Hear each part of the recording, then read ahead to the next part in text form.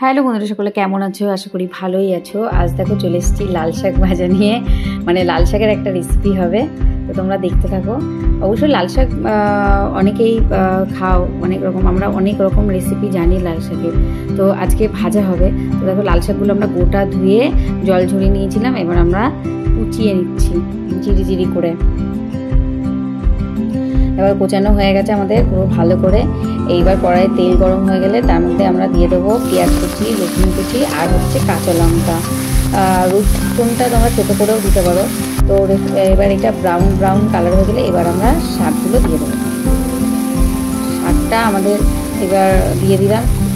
পুরো শাকটা দেওয়ার পরে এবার ভালো করে নাড়িয়ে নেবো। নাড়ানোর পরে যখন শাকটা একটু কমে যাবে, আমরা কিন্তু আগের থেকে নুন হলুদ দেবো না, যখন শাকটা ভাজার পরে একটু কমে যাবে তখন একটু স্বাদ মতো নুন আর কিঞ্চিত মাত্র হলুদ দেবো, কারণ বেশি হলুদ দিলে লাল শাকের কালারটা না ফ্যাকাশ হয়ে যায়।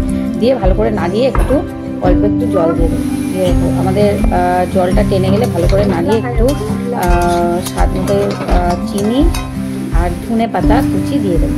দিয়ে ভালো করে আমরা এটা নাড়িয়ে নেবো। এইবার দিয়ে দেবো একটু ঘি দিয়ে নাড়িয়ে আমরা এবার নামিয়ে নেব। বন্ধুরা, এই রেসিপিটা অসাধারণ লাগে। তোমরা যদি লাল শাকের আরও অন্যরকম ভিডিও দেখতে চাও, আমরা অনেক রকম রেসিপি জানি, তো অন্যরকম ভিডিও দেখতে চাইলে অবশ্যই কমেন্টে জানাবে। আর অবশ্যই এই রেসিপিটা একটু বাড়িতে বানিয়ে খেও, দারুণ লাগে এরকমভাবে ভাজলে।